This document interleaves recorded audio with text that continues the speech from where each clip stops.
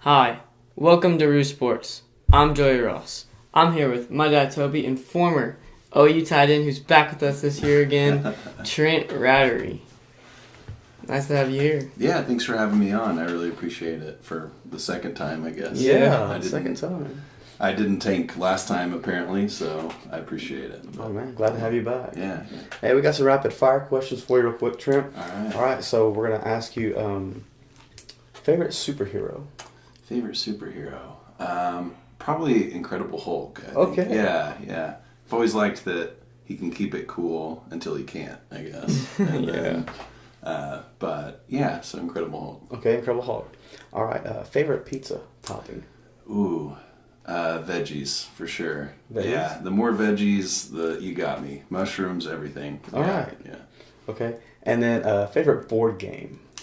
Ooh, favorite board game, Monopoly. All right, Yeah. Hey, it's classic. You can't go wrong with that. Yeah, although, word of warning for anyone that ever tries to play Monopoly with Oh, me, yeah. I'm going to make you extremely angry by the end of this. So, That's usually what happens, I think. Yeah. Anybody that plays Monopoly. Frustrating yeah. to lose. That happens.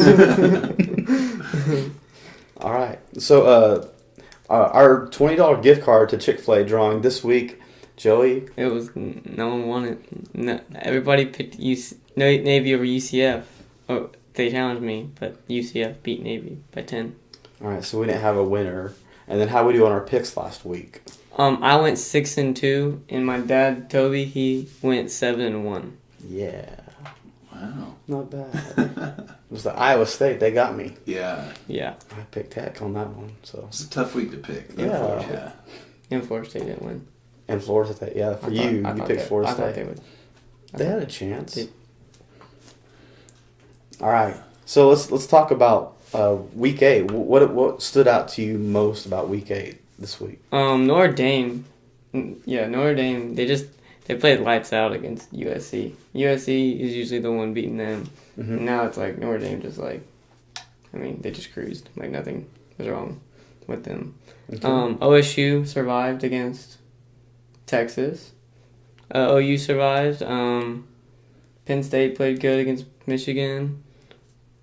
Nothing much changed. Anything to take out of it? Yeah, I mean, with OSU Texas, I thought that was kind of a surprise. I kind of really thought OSU would kind of cruise over Texas, but Yeah. But give Texas the credit, like they've been competitive with with USC, with OU. Mm-hmm. So I mean, it's not a huge surprise, but I guess Yeah. I kind of and then the ending was kind of Yeah. anticlimactic. You're right. Yeah, It's with cool. the pass, I guess is that what we're calling it now? The pass. But I saw a lot of people tweeting about it, and I even joined in and was like, threw an emoji out there. But it was surprising, but also surprising in the sense that the ending with the Ellinger Yeah. being as good as I think that he is. It was kind of a Yeah. disappointing ending. Yeah. Yeah. And Iowa State jumping into the top 25 this week. Yeah. Beating Texas Tech. Texas Tech. I mean, that's what I said. That was my pick. I thought Tech would take care of Iowa State, but this Iowa State team seems to be more hungry than we thought. Yeah, I mean they're winning the games they should win, and they're even winning some games they probably shouldn't win. So I mean I think that it looks like maybe that's a theme for them from here on out. Yeah. Yeah. All right. So our question this week: does the Big 12 have a chance to make the playoff? Joey, Notre Dame silently just kind of cruising in now into, of course, the top 10. How will this and the Pac-12 affect? I think TCU needs to win out. But if TCU doesn't win out, I think the Big 12 needs Notre Dame to lose if TCU doesn't win out. Okay. So, that's just me. All right. Yeah, I mean I maybe am disagreeing with you, but I think that almost certainly a Big 12 team will get in, just because you have sometimes the way the committee works, they don't always pick based on the rankings. Yeah. So because it's a voting system. So, but I think that a lot of the quality wins from here on out are going to come from the Big 12, like whether OU beats TCU or TCU beats OU or OSU beats OU, or you know what I'm saying. So I think that there's some really quality games, and even with Iowa State moving up, I wouldn't count them out from winning some big games. So I mean, I think that I'm not sure who it's going to be. I would like for it to be OU because I'm biased, obviously. But if OU wins out, I think that they could squeeze in for sure. Yeah. Yeah, they definitely have a TCU and an OSU and a few other teams. And the conference championship. And the conference championship, which would obviously be against a ranked team as well. Yeah. And we've seen the committee pick OU in the past when maybe they shouldn't have or whatever. But, I mean, OU had a good team that year. Didn't match up very well with Clemson, but I could see, maybe not so much OSU or TC, they may not get as much of the benefit of the doubt, but I could see if OU wins out, I could see them getting chosen. Yeah. Okay. All right. Our next question is Saquon Barkley. Joey, is he the unanimous Heisman Trophy winner at the moment? He's definitely front runner. He's playing his heart out in every single game, no matter who they play, where they're at. I mean, he's playing at his highest level. Unanimous, I don't know about that. Baker Mayfield's still kind of rising up. Not just, and Lamar Jackson kind of, he's making a little bit of, a case for himself. But I don't think unanimous, but he is the front runner. Okay. Yeah, I mean, I think that I agree. I don't think unanimous, but my concern is he's playing in the Big Ten. Ohio State's pretty solid. We saw OU come out on top in that game. But I'm not sure. I'm not convinced that he's playing against the quality that Baker Mayfield's playing against. Yeah. And also with a running back versus quarterback. Yeah. With running back, you have total yards, and he's Yeah. been obviously smashing that. But with Baker Mayfield, his completion percentages are just like through the roof. Yeah.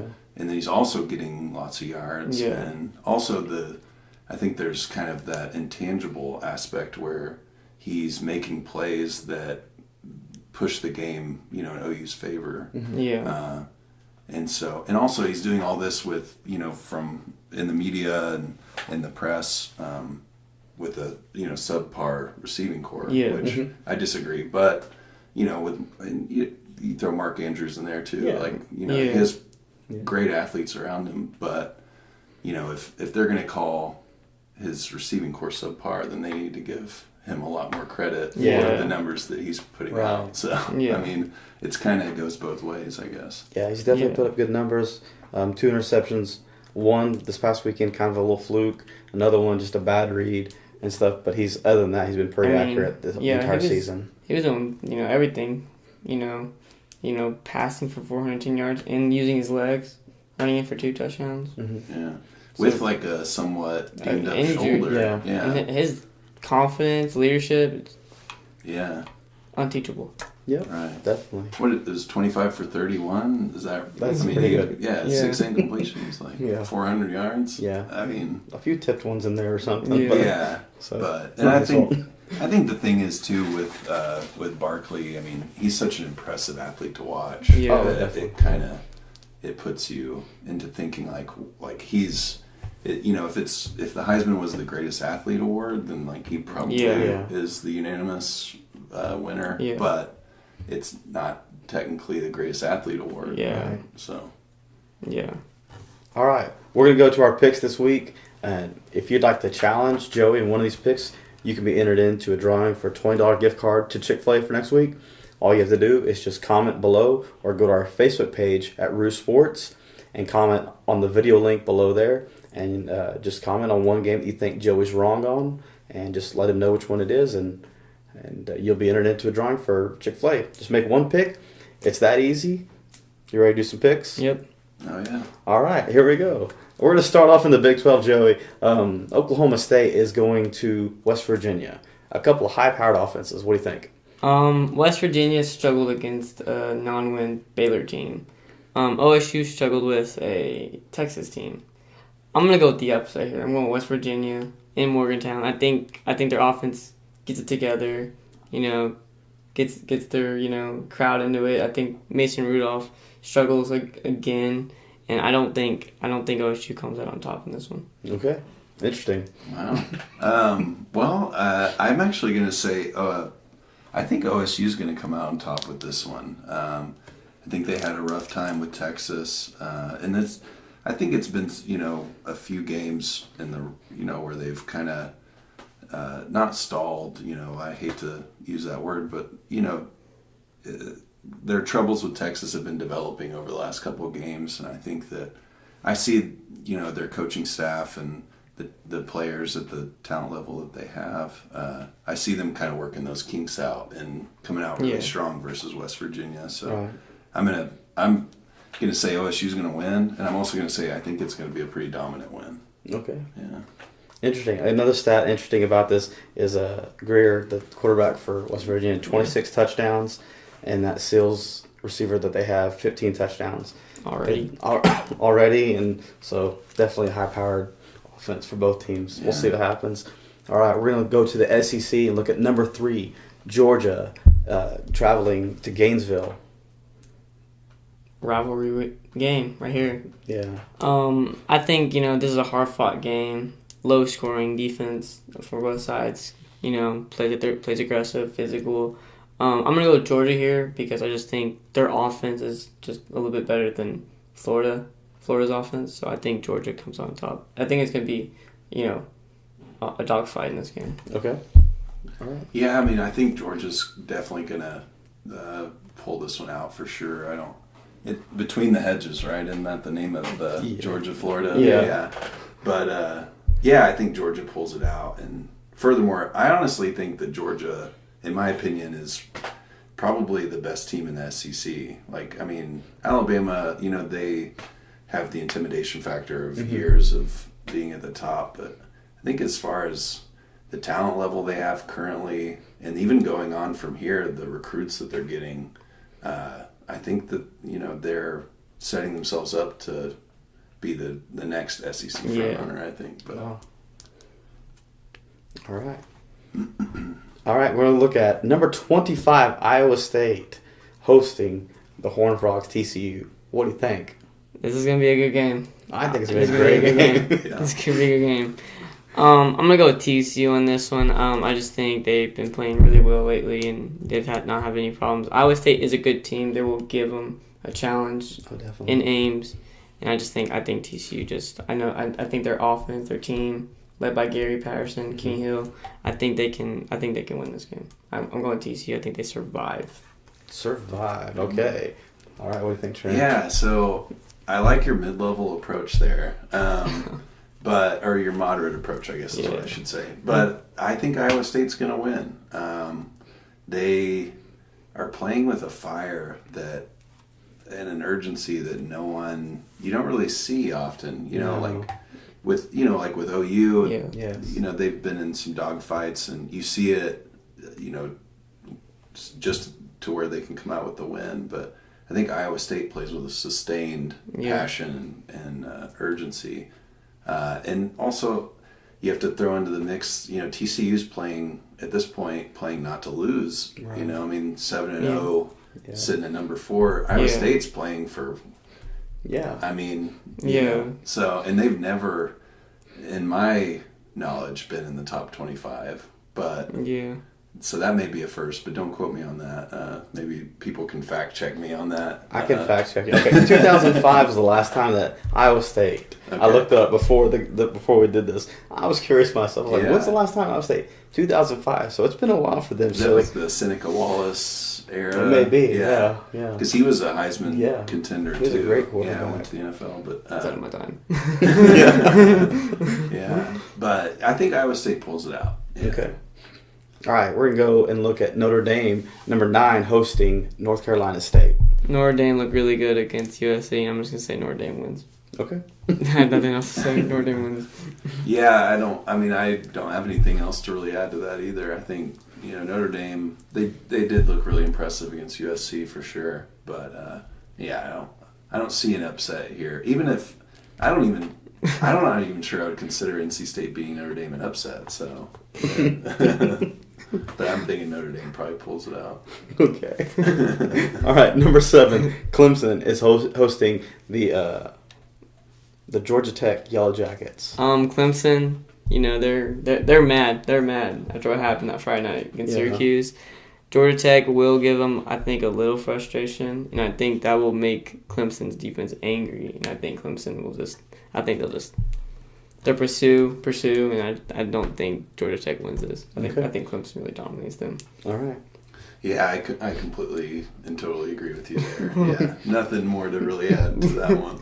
That was good analysis. Yeah, I mean, Georgia Tech has that run game, so obviously that's what something that the Clemson Tigers are going to have to stop in order to win that game. All right, out to the Pac-12. Number 15, Washington State goes out to Arizona. Washington State coming off, a loss against Cal, ugly loss. Arizona quietly 5-2. I'm gonna go with Washington State here. I think it's gonna be a close game. I just don't think Arizona has enough, weapons as Washington State does, and I think Mike Leach's offense will give Arizona some problems. I think Washington State will win this on the road.